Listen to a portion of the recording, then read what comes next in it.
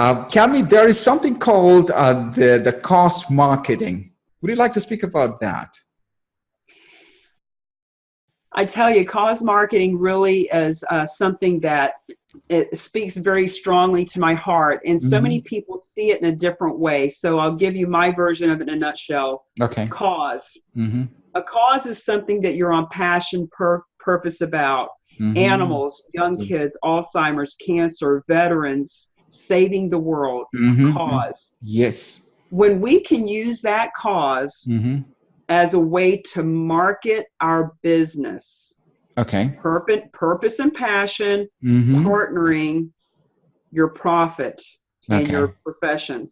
So people think cause marketing is about fundraising or running an event. And, you know, there's a lot of corporations out there that are into corporate social responsibility.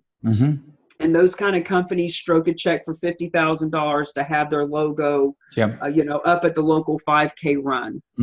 This is totally different.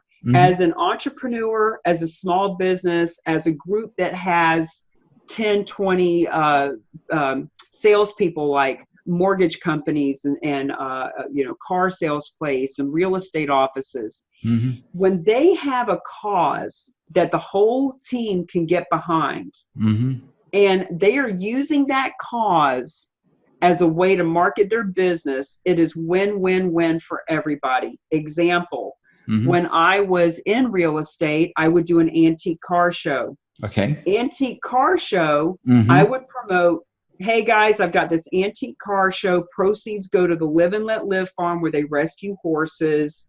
When I would walk into a local business with my flyer, and I know that sounds outdated, but the whole point of being a business person is to network and to build relation and to be able to connect, conversate with people that you can do business with. So my car show is in October. Here's the mistake most people make. Got a car show, got a golf tournament, got a fundraiser for raising coats for homeless, whatever. They've got that event. And they're so focused on getting people, you know, to that event that they're waiting on that event to network. Here's my twist on it. You've got 6 months of foreplay leading up to that event. There are so many things that you can do to position, package, posture yourself in the marketplace as a leader. Example, doing a car show, I need a venue. If I find 10 venues that would house this car show, now I can go talk to all 10 venues. Hey guys, here's what I'm doing. I'm looking for the perfect partnership, et cetera, et cetera. They see me as a leader. They see me as a contribution to society. It gives me something to talk to them about. And even if the very first venue is perfect, I don't stop there. I still go interview all 10 because the whole point is to network, connect, meet people, create relationship, et cetera, et cetera. So I work with my customers and clients on, look, let's not just get a venue and wait till October to do the networking. There are hundreds of people that you can meet over the next 3 to 6 months that you're going to do instant business with, that you're going to build rapport with, that you are going to be able to tap into for the rest of your career and the rest of your life. So the umbrella of what Mingle to Millions is about is creating quality connections that convert. So cause marketing is one of the very few, the biggest, most extravagant way, but it's one of the ways to create quality connections that convert. And the thing is, you are meeting all of these people and creating quality connections that are going to convert to resources. Maybe you need a venue. Maybe you need somebody that's going to rent a table at your event. Maybe you get a sponsor. Maybe you get a board member, et cetera, et cetera. So it's about having a campaign. It's a marketing campaign based on you creating quality connections that over time will convert. Wow, that was great. Cami, you have a tribe on every Friday. if I call it a Friday tribe. Yeah, so take us through about that. Tell me what do you do? I think it's a half an hour program, or it goes to 1 hour. What do you do? What's the timing, and what can we learn out of it? Well, I have a tagline. As a matter of fact, when people say to me, "Hey, Cami, how are you?" And by the way, people are going to ask you all day long, "Hey, how are you? Hey, how are you? How you doing?" Mm-hmm. Let's stop saying I'm good, I'm fine, I'm getting by, I'm okay. Stop doing that. Mm-hmm. This is a beautiful opportunity to give an affirmation. So Okay. when people say, "Cami, how are you?" I always say, and I don't know if you can see it on my shirt. This is a shirt that I created. Okay. Fabulous, fierce, and on fire. So when people say, "How are you?" I say, "I am fabulous, fierce, and on fire." Thank you for giving me the opportunity to say it one more time. Wow. So it's become a bit of a tagline for me, fabulous, fierce, and on fire. And I like to be known as being fabulous, fierce, and on fire. That's great branding. Mm-hmm. But it also makes me feel that way when I say it. So being the alliteration queen that I am, mm-hmm. fabulous, fierce, and on fire, Fridays with friends featuring whoever it is. So, a live broadcast really is best Tuesday, Wednesday, or Thursday. But mm-hmm. with it being an F, it has to be on Fridays. So Fridays at 1 p.m. Eastern, mm-hmm. I will have 30 to 45 minutes with a mover and a shaker, an author, a speaker, someone with a method, with a mission, with some kind of madness mm-hmm. that they want people to know about. And typically it's people that I've met, yep. that I've known over the years, that are mm-hmm. other coaches. But here's the beauty of it, guys. And when we talk about creating quality connections that convert, mm-hmm. there's always things that I'm doing and teaching my clients to do to create the quality connections. Mm-hmm. So when I want someone to be on Fabulous, Fierce, and on Fire with me, I will actually reach out on LinkedIn, on Facebook, etc., and I'll find someone who already has a tribe. Mm-hmm. Example, I've asked you to do a Fabulous, Fierce, and on Fire with me. Yep. We're going to get that scheduled. Sure. Because when your tribe watches us, they're also watching me, and vice versa. Yep. So I've had people on. I had Manny Lopez, who mm-hmm. is a really, a lot of people know who Manny Lopez yep. is. And so, but it gives me an opportunity to reach out, not just, "Hey, I'd love to pick your brain. Hey, I'd love to have a conversation and see how we can help each other." All the same boring stuff you get from other people. Mm-hmm. I can reach out and say, "Hey, listen, I've got this platform. It's a Facebook Live. I'd love to talk to you about having you on as one of my guests." Mm-hmm. And guess what? It always comes back to, "Well, why don't you do my TV show? Why don't you do my radio broadcast, et cetera, et cetera." The mistake most people have is, "Hey, I want to be on your radio show. Hey, I want to be on your TV show. Give me, do for me, do for me." But when you can do something and have your own Facebook Live, or your own thing like what you're doing, Sensei, is that it gives you a reason to reach out to people and have a quality connection that can convert. So that's what Fabulous, Fierce, and on Fire is about. It's always about inspiration. How do people get where they are? Mm-hmm. They're always business entrepreneur kind of people. There's a little bit of a backstory. I always have them give that one tip that would help people to be more powerful, fabulous, and fierce right here in the moment. Mm-hmm. So that's what it's about. Wow. Cami, most of your audience are entrepreneurs, and entrepreneurs are crazy guys because they think out of the box. And there are people who work in a closed environment, what we call as employees. Now, if an entrepreneur speaks to an employee, it doesn't match at all. How important is it for an employee to think like an entrepreneur? It's interesting you asked that, because I am currently creating a speaker reel that I'm giving to an agent mm-hmm. who is looking to get me $5,000, $10,000, $15,000 speaking engagements as a keynote at corporations. Mm-hmm. And she said, and one of my things is I am fiercely mm-hmm. entrepreneurial. Mm-hmm. I say all the time, I am absolutely 1,000% unemployable. Mm-hmm. I actually wrote a thesis in Toastmasters that says the only thing worse than being an employee is having them. Mm-hmm. because as an entrepreneur, I can outsource. I've got this great assistant in the Philippines. I outsource. I don't have employees. I have support people, but I don't have employees. So this speaker packet and thing that I'm putting together for these corporations, the corporations are not only looking to bring in speakers that talk about leadership and motivation and sales. She said that there's a lot of corporations, excuse me, who want the speaker to help their employees start to have more of an entrepreneurial mindset. So when we are talking to these entrepreneurs, employees about entrepreneurship, it's about the mindset. You know, it's in a corporate environment where they're paying you $10,000 to come speak to their employees. They're not wanting you to encourage them to quit corporate and go create their own thing.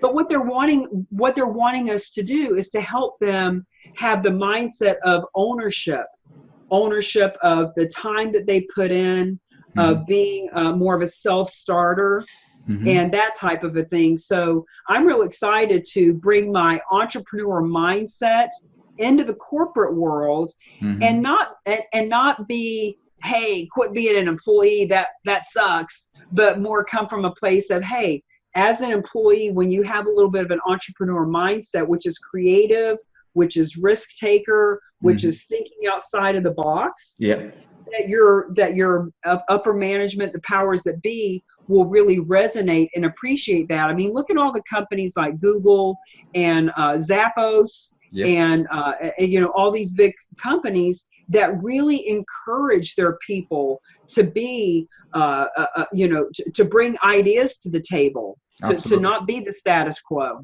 Absolutely, absolutely. Cami, you do a lot of coaching sessions. Now, there could be clients or there could be customers all over the world. How can they reach you?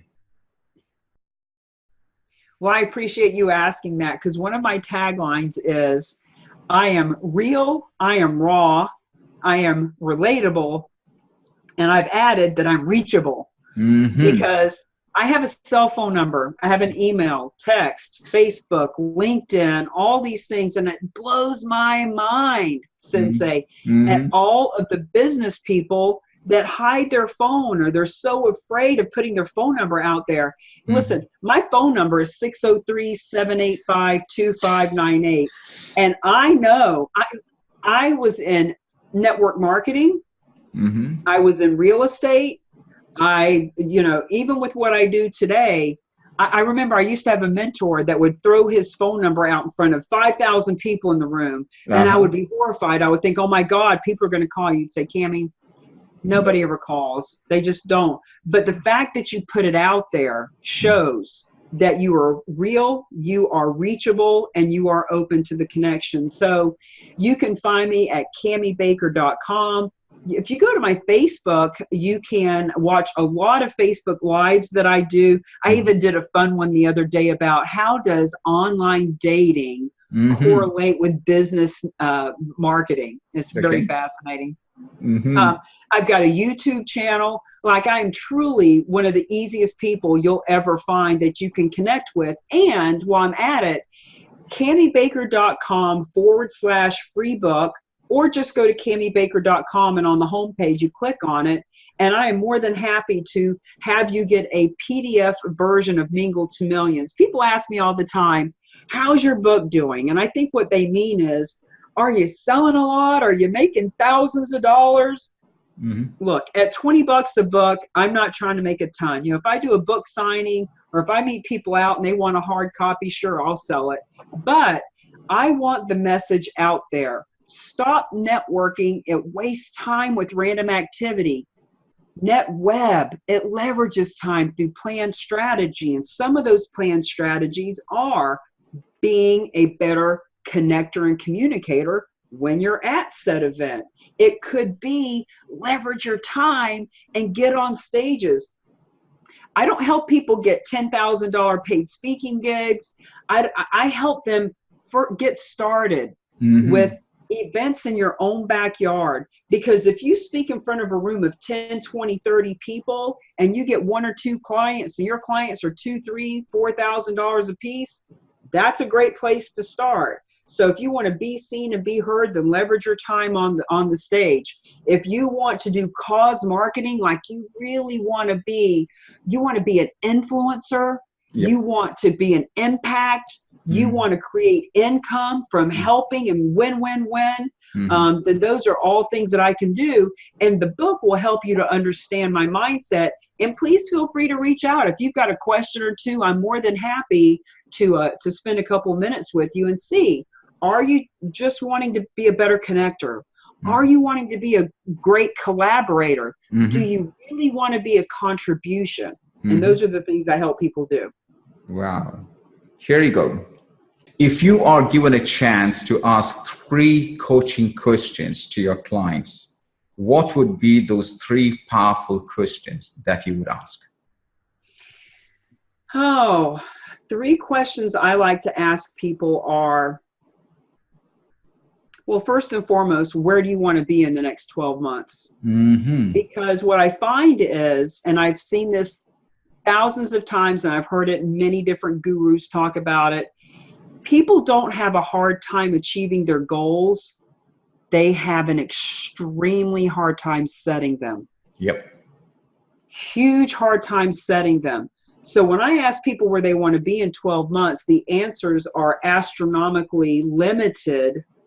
And so I help them understand having SMART goals, specific, measurable, attainable, realistic, timely, etc. So number 1, what are your goals? Because that's going to help me understand where are they. Because if somebody can spit out their goals, well, that's a different person than, well, I just want to make more money. Because it's 2 different places. It's not specific at all. And it helps me to understand where they're coming from. Another thing I want to talk to them about is how long they've been in business, and from the perspective of, are they in a place where they're financially comfortable? Are they struggling? What is their business networking strategy? And I guarantee you 100% of them do not have a business networking strategy. It's just not something that you're taught or even would think about. Most people just show up, they throw out some cards, they pray somebody will call them. So I help them to understand being strategic. And part of that is, do you want to speak? Have you ever thought about being a speaker? And then on a much larger scale, do you want to be an influence? Do you want to create impact? And do you want to leverage your income by being influential and impactful? Because now we're talking about cause marketing. Do you have a purpose? Do you have something like a lot of my clients have already been very successful in business, but they're missing living their purpose. They're not waking up in the morning excited about who they're helping and what they're doing and their passion. And I'm telling you, that's where cause marketing comes in. And there's a huge shift in energy on the planet of people that aren't just money hungry. And then there's a lot of people that are giving back and they're helping and they're being such a contribution that their business is suffering. So I can help them come together, bring both together. Yes, give back. Do great things for the kids and the environment and Alzheimer's. But build your business too. We can do them both together and have a win-win-win of making money, giving awareness, helping them find board members, etc. But you building your business, being an influence, having an impact. Right? So that's something I'm really passionate about. Wow. Cami, it was a great honor and pleasure to have you on our show. Thank you very much for taking your time. Ladies and gentlemen, Cami Baker.